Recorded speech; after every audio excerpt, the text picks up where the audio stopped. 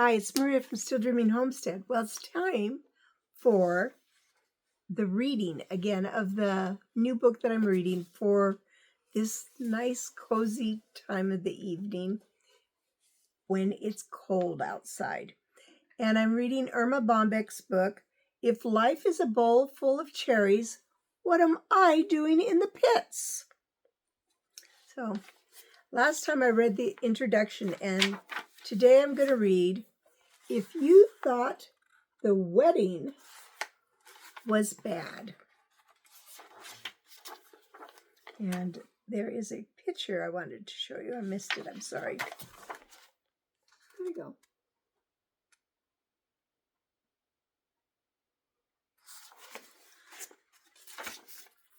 Next to hot chicken soup, a tattoo of an anchor on your chest, and penicillin, I consider the honeymoon one of the most overrated events in the world. It's one of those awkward times when you know everyone else had a better time than you did, but you're too proud to admit it. A honeymoon hall of fame is being established at a resort hotel in Poconos. According to publicity, a heart-shaped alcove will feature photos, mementos, memorabilia of famed loving couples of history and fiction. To date, they haven't included a recording of the Duke of Windsor's history-making declaration of love in which he denounced the British throne. Early cartoons of Blondie and Dagwood, and film clips of Elizabeth Taylor's weddings. It boggles the mind to imagine how they are going to determine who will enter the honeymoon Hall of Fame and for what reason, but here are a few nominations. Ruth and Walter, who enjoyed the shortest honeymoon in history. Ruth shot Walter in the leg at the reception for fooling around with the maid of honor. Sue and Ted, for the most unique honeymoon in history.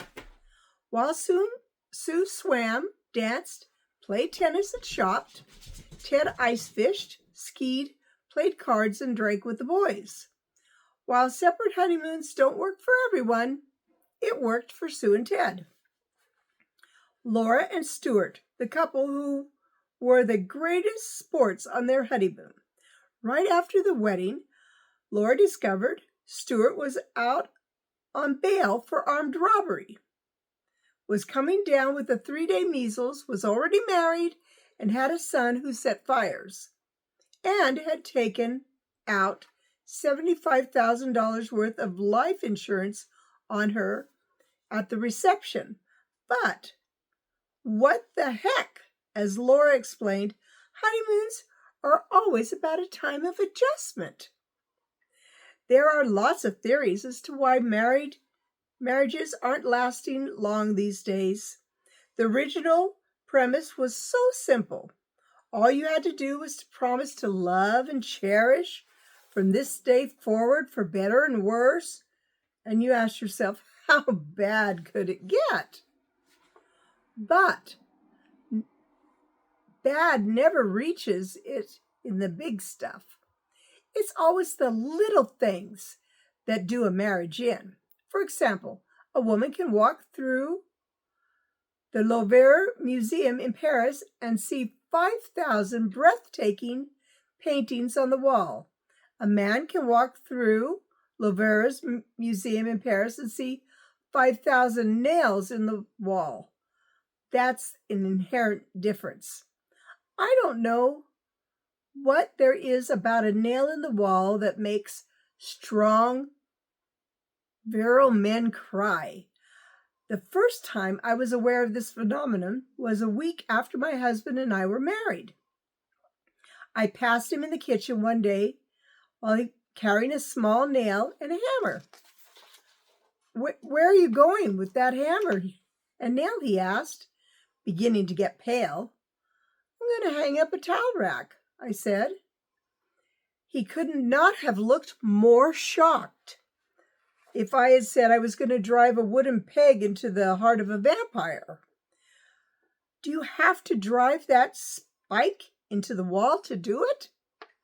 No, I said, resting on the sink. I could prop the towel rack up in the corner of the floor.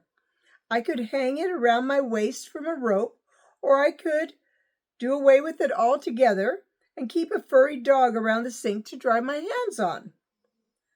What is there about women that they cannot stand to see a smooth, bare wall? He grumbled.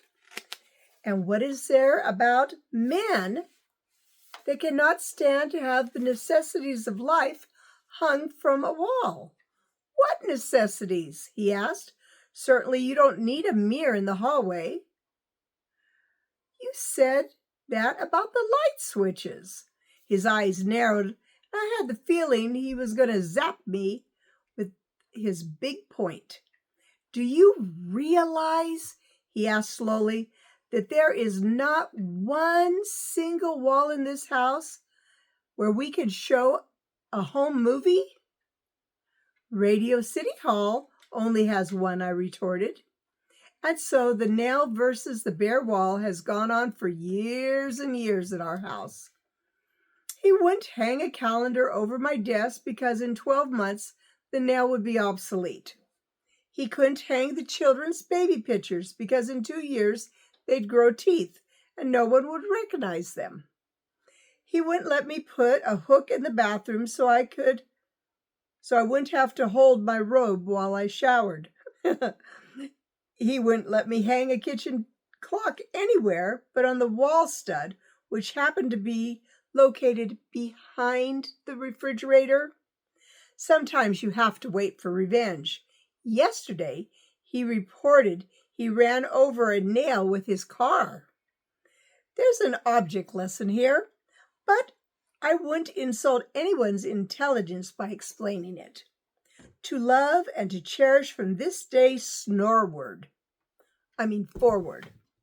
Why doesn't anyone think to ask?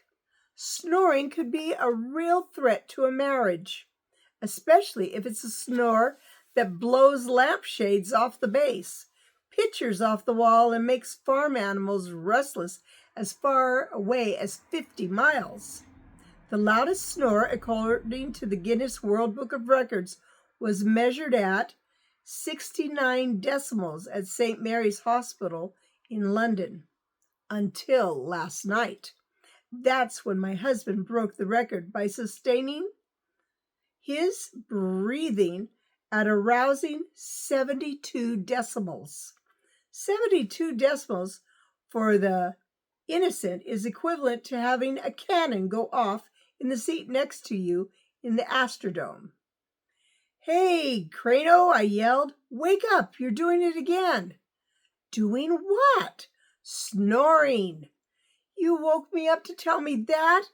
If I'd told you once, I've told you 1,000 times. I do not snore. I'd know if I did. That's the same logic used by the man who said if I had amnesia, I would have remembered it. What did it sound like? It sounded like the Goodyear blimp with a slow leak. Well, what did you expect, a concert? Maybe I'll try what Lucille Farnsworth tried when her husband's snoring drove her crazy. What is that? He asked sleepily.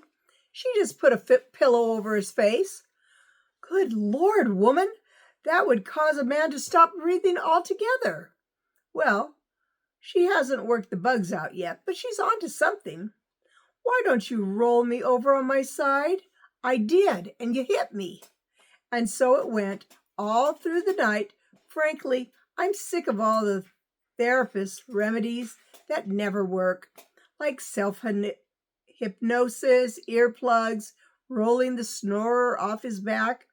These are the only remedies that bear consideration. Changing beds.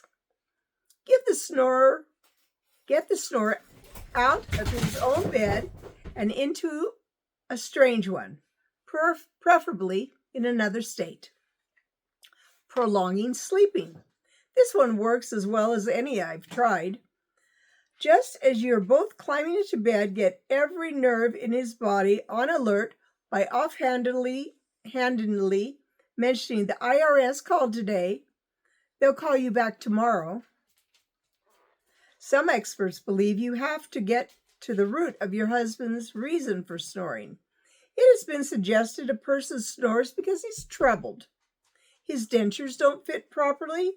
He indulges in excessive smoking or drinking, has swollen tonsils, or suffers from old age. Don't you believe any of it. A man snores for one reason alone, to annoy his wife. And if that doesn't do it, he'll resort to some other ploy to drive her crazy. The "I'm sorry I'm late" syndrome. There are no records to prove it, mind you, but I have every reason to believe my husband was an 11-month baby, and he's been running 2 months late ever since. Through marriage and bad association, I have become a member of that great body of tardy Americans who grope their way down theater aisles in the dark, arrive at parties in time to drink their cocktail with the dessert, and celebrate Christmas on December 26th. Frankly, I don't know how a nice, punctual girl like me got stuck with a man who needs not a watch, but a calendar and a keeper. Would it shock anyone to know I have never seen a bride walk down the aisle? I have never seen a choir or a graduation in a processional. I have never seen the victim of a mystery before he was murdered. I have never seen a parking lot jammed with people.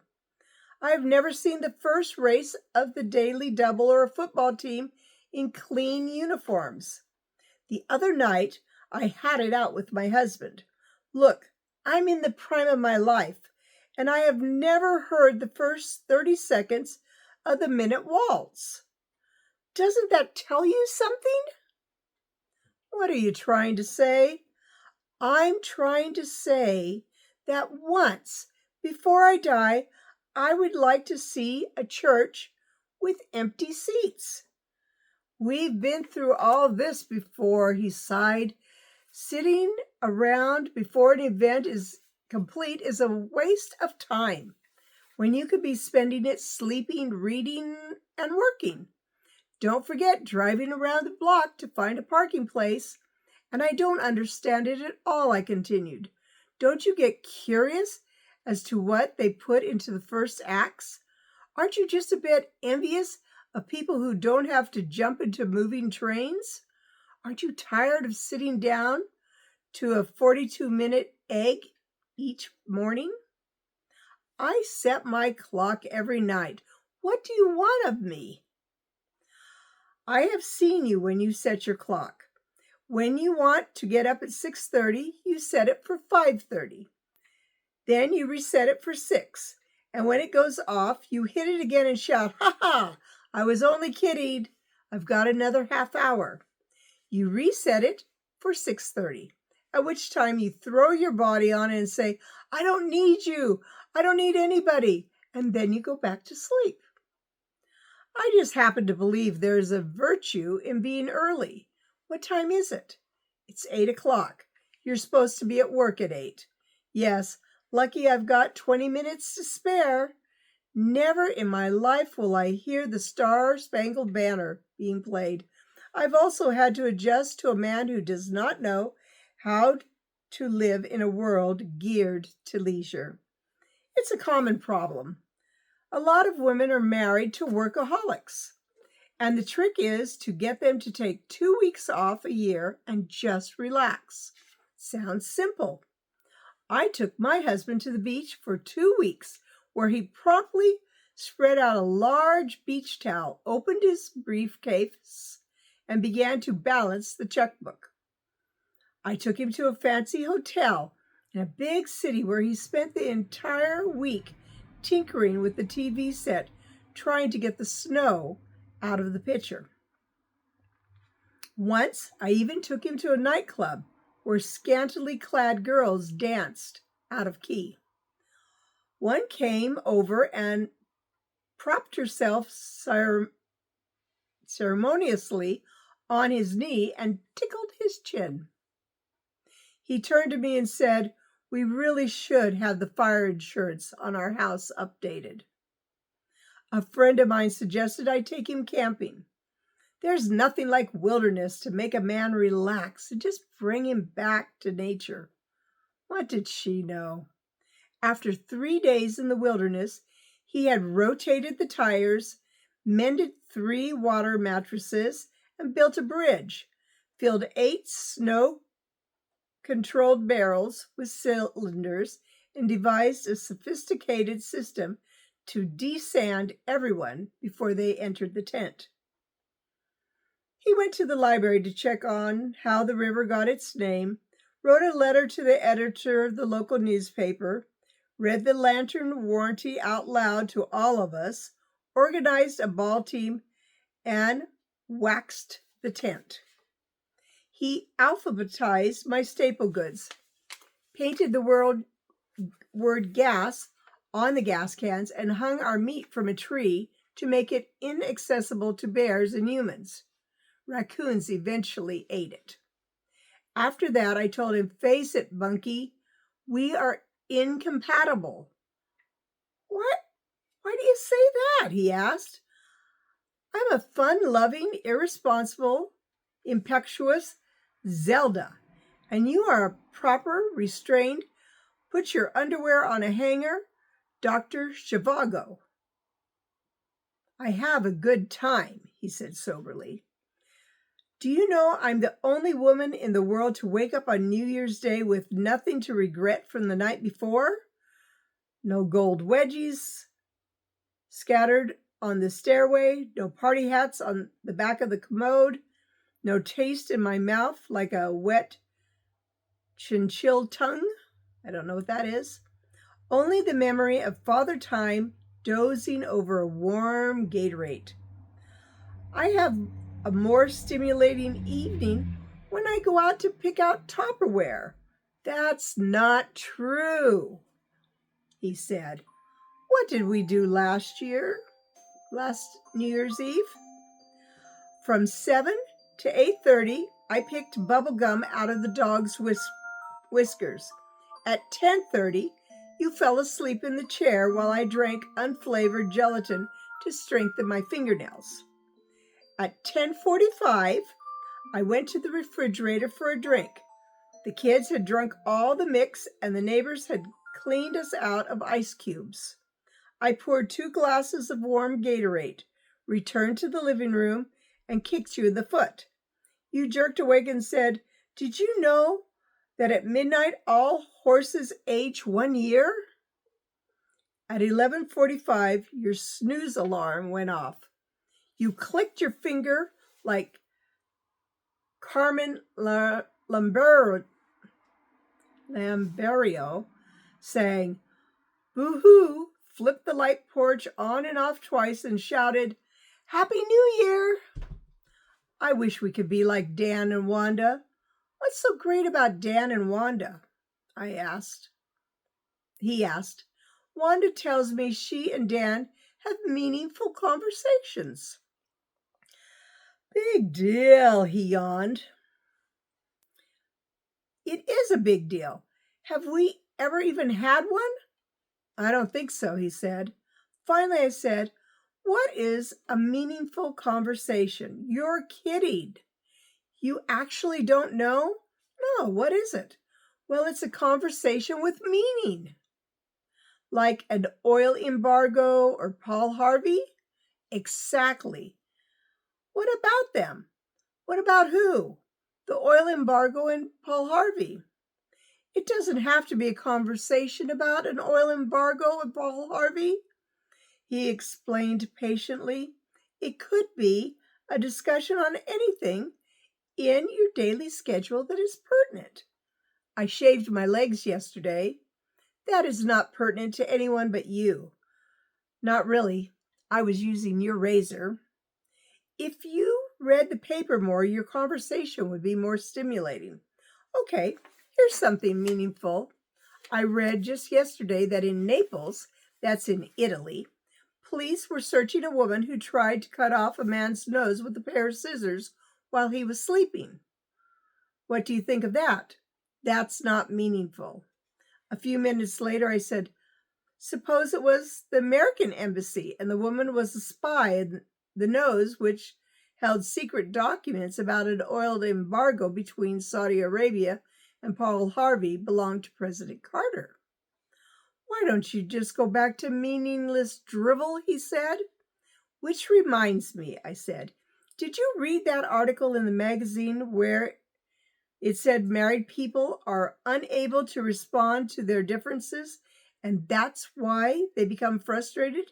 It's called the old, I don't care, it's up to you, or I will if you will want blues. You do that a lot, and I never know how you stand on things. I didn't read the article, he said. Well, as I recall, it suggested that a husband and wife spell out their feelings using a scale from 1 to 10. For example, if you say, would you like to go to the movie? Instead of shrugging my shoulders and saying, makes no difference, I respond by saying, I'm 5 on attending a movie. Actually, I'm 8 on seeing the picture, but I'm 3 on spending the money right now. That makes sense. Let's try it. What would you like for dinner? Farrah Fawcett Majors. No, not who, clown. What? How will I know until I know what we're having? That's the point. Offer some suggestions. Okay. Liver is a big 10 with me. I hate liver. To me, liver is a -2, and you know it. How about meatloaf? Meatloaf with meat is 6. Without meat, but a lot of bread, it's a 2. However, if you feel 9-ish about it, I'll send one of the kids to the Golden Arches, which is emerging as a big 10. Would it hurt you to be a 9 about meatloaf just once? I snapped. You should talk. In 27 years, you haven't gotten off your 2 once I have discussed having liver. Lower your voice. We don't have to air our 2s and our 3s to the neighbors. How about an omelet? That sounds like a firm 8 to me. Good, we agree. We're out of eggs, so you'll have to go to the store. The car is a 9. I'm having battery trouble. That averages out omelets to a 4. Okay, we're down to peanut butter. It's definitely 3, -1 for being cold.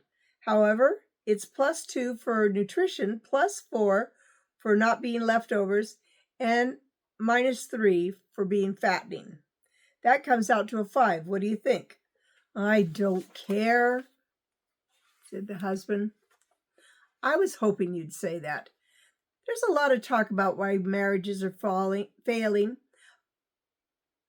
but how come so many succeed?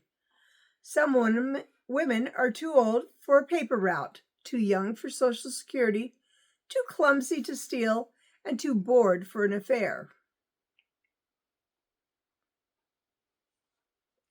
Some were just born into this world married and don't know how to act any differently. For a woman who has any doubts about her status, just a few simple questions. When your husband's best friend leans closer on the dance floor and whispers in your ear, "What are you doing for the rest of your life?" and you whisper back, "Waiting for the washer repairman," you're married. When a tall, dark, handsome stranger takes your hand and asks you to dance and you answer, "I can't. My pantyhose just shifted," and with the slightest movement, they'll bind at the knees, you're married. When Robert Redford When a Robert Redford lookalike invites you to have a cup of coffee after your evening class and you order a hamburger with onions, you're married. When you're invited by the office single dude to join him for a weekend and bring a friend and you bring your husband, you're married. When a party reveler asks, "Have you ever thought about leaving your husband?" and you answer, "Where?" you're married. No one talks about fidelity anymore. It's just something you hope is still around and in significant numbers. And when the Coast Guard band strikes up Semper Fidelis and your husband says, "They're playing our song. You want to dance?" you know you're married. All right, that was kind of a long chapter, but I hope you enjoyed it. It's Maria from Still Dreaming Homestead. I want to pray blessings on you and yours, in your house, out of your house, in the day and in the night. And I'll be back with you tomorrow to read chapter 2. All right. Give me a thumbs up if you're liking this. Bye-bye.